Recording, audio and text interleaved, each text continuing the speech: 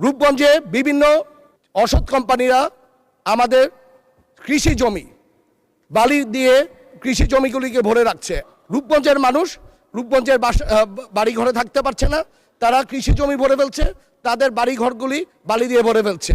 আমি আশা করব এদেরকে শাস্তির আওতায় যাতে আনা হয়। আমি প্রথমেই 2026-27 সালের যে বাজেট অধিবেশনে আজকে কথা বলতে পারায় আমি আল্লাহর কাছে হাজার শুকরিয়া জানাই।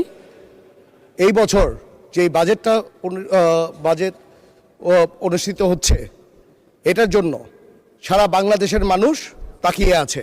কারণ 17-18 বছর ধরে এই বাংলাদেশকে যেইভাবে ঋণে জর্জরিত করে রেখেছে, যেইভাবে যখনই আমরা দায়িত্ব পেয়েছি তার পরেই মধ্যপ্রাচ্যের যুদ্ধ লেগে গেছে।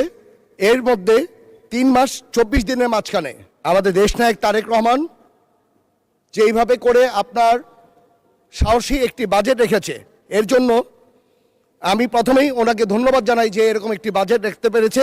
যেই বাজেটটি হলো গণমানুষের বাজেট, যেই বাজেটটি হলো মানুষের অধিকারের বাজেট, যেই বাজেটটি হলো স্বাস্থ্যসেবা এবং শিক্ষা ব্যবস্থাকে প্রাধান্য দিয়েছে। কারণ বাংলাদেশের আপনারা জানেন যে শিক্ষাই জাতির মেরুদণ্ড, এর জন্য শিক্ষার দিকে নজর রেখেছে। ইভেন আমি যদি বলি, স্বাস্থ্য ব্যবস্থার যদি উন্নয়ন না হয়, এই দেশের মানুষের চিকিৎসার জন্য যেভাবে করে বাইরে যায়, যেভাবে করে বাংলাদেশের ডলার বাইরে চলে যায়, এটা থেকে আটকানোর জন্য স্বাস্থ্য ব্যবস্থার দিকে অবশ্যই আমাদের খেয়াল রাখতে হবে। শিক্ষা ব্যবস্থার জন্য আমি বলেছি, বাংলাদেশের যেই বাজেট বলতে আমরা যেটা বুঝি, এর পরের দিন নিত্য প্রয়োজনীয় দাম বেড়ে যাবে। বাংলাদেশের ইতিহাসে এটাই প্রথম যে বাজেটের পরে বাংলাদেশের বাজেটের কোনো প্রকার এফেক্ট করে নাই, কোনো ধরনের কোনো নিত্য প্রয়োজনের দাম ইনক্রিজ করে নাই। আজকে ব্যবসায়িকদের জন্য বাংলাদেশে এই প্রথম একটি বাজেট হয়েছে, যে এই বাজেটটি লং টাইমের একটি প্রসেস আছে, যে বাইরের ওরা যদি ইনভেস্ট করে ওরা জানবে যে কত বছর কত টাকার ওদের ট্যাক্স দেওয়া লাগবে। ওয়ান স্টপ সার্ভিসের বিভিন্ন যে কোম্পানি যদি গঠন করে, ওয়ান স্টপ সার্ভিসে এই কোম্পানিগুলি গঠন করতে পারবে। তরুণদের জন্য স্টার্টআপের ব্যবস্থা করে, স্টার্টআপ প্লাস হলো ফ্রিল্যান্সের জন্য ট্যাক্স ফ্রি, ইভেন তাদের বিভিন্ন প্রণোদনা দেওয়া হচ্ছে। বাংলাদেশের ইতিহাসে এরকম বাজেট আগে হয়েছে নাকি আমার জানা নাই, তবে এত সুন্দর বাজেট করাতে আমি অর্থমন্ত্রী ইভেন তারেক রহমানকে আমি ধন্যবাদ জানাই। এখন আমি নারায়ণগঞ্জের ছেলে হিসাবে কয়েকটি কথা বলি। বাংলাদেশের জিডিপির 7.5% নারায়ণগঞ্জের অবদান রাখে জিডিপিতে। ওয়ারেস নারায়ণগঞ্জের জিডিপি এতটুকু অবদান রাখার পরও নারায়ণগঞ্জকে বি ক্যাটাগরি একটি জেলা হিসাবে করে রেখেছে।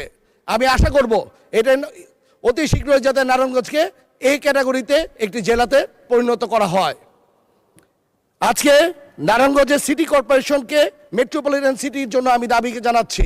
কারণ নারায়ণগঞ্জের ইন্ডাস্ট্রিয়াল জোন, নারায়ণগঞ্জের উপরে অনেক কিছু রপ্তানি নির্ভরশীল। এর জন্য আমি আশা করব যে এটা কি একটি মেট্রোপলিটন সিটি যাতে করা হয়। ফতুল্লা আন্তর্জাতিক স্টেডিয়াম, যে স্টেডিয়ামটা বন্ধ হয়ে রয়েছে, এই স্টেডিয়ামটা অবশ্যই যাতে অতি শীঘ্রই যাতে এটা চালু করা হয়। এখন আমি রূপগঞ্জের ছেলে, আমি রূপগঞ্জের যাদের ভোটের মাধ্যমে আমি সংসদে এসেছি, তাদের কথা না বললেই না। রূপগঞ্জে বিভিন্ন কোম্পানি, অসৎ কোম্পানিরা আমাদের কৃষি জমি বালি দিয়ে কৃষি জমিগুলিকে ভরে রাখছে। আমি আশা করব ওদের শাস্তির আওতায় যাতে না হয়। কারণ রূপগঞ্জের মানুষ রূপগঞ্জের বাড়ি ঘরে থাকতে পারছে না, তারা কৃষি জমি ভরে ফেলছে, তাদের বাড়ি ঘরগুলি বালি দিয়ে ভরে ফেলছে। আমি আশা করব এদেরকে শাস্তির আওতায় যাতে আনা হয়। আমি রূপগঞ্জের মা বোনদের কথা চিন্তা করে বলতে চাই, তাদের অন্তত যে বাসার যে গ্যাসের লাইনটা, এই গ্যাসের লাইনটাকে যাতে বৈধতা দেওয়া হয়। আজকে এলপিজি গ্যাস যেটি বাজারে সরকারি রেট হলো 1300 সামথিং টাকা, এটা 2400 টাকা করে কিনছে। অন্তত আমাদের যারা রেগুলেশন এটা যাদের দেখার উচিত, ওরা যাতে এই ব্যাপারটা যাতে দেখে, এলপিজি গ্যাসের দামটা যাতে সরকারি যে রেটটি, এই রেটে যাতে আমাদের মা বোনরা যাতে পায়। রূপগঞ্জের 741টা ইন্ডাস্ট্রি আছে, যেটা আমি বলবো যে অনেকগুলি জেলাতেও 741টা ইন্ডাস্ট্রি নাই, যেটা রূপগঞ্জে 741টা ইন্ডাস্ট্রি আছে।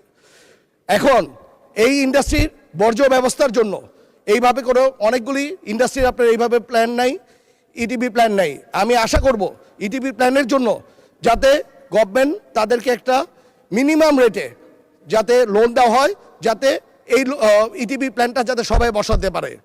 আরেকটি সমস্যা আছে, আমাদের এতগুলি ইন্ডাস্ট্রির মাঝখানে অনেকগুলি ইন্ডাস্ট্রি বন্ধ হয়ে যাচ্ছে আজকে শুধু জলবদ্ধতার কারণে। বিভিন্ন অসৎ ব্যবসায়িকরা এই খালগুলিকে দখল করে রেখেছে। আমি আশা করব অতি শীঘ্রই যাতে এই খালগুলিকে পুনরুদ্ধার করে আবার খনন করা হয়। আজকে আমাদের দেশনায়ক তারেক রহমানের উপরে বিশ্বাস রেখেছে আমাদের জনগণ, বিশ্বাস রেখেছে আমাদের প্রতিটি মানুষ। আমি আশা করব আমাদের যারা বিরোধী দলে আছে ওনারাও বিশ্বাস করুক, যাতে তারেক রহমান সাহেব, আমি বলতে চাই যে উনি এই দেশের জন্য এসেছে, এই দেশের মানুষের ভাগ্য ইনশাল্লাহ উনি উন্নয়নের দিকে নিয়ে যাবে।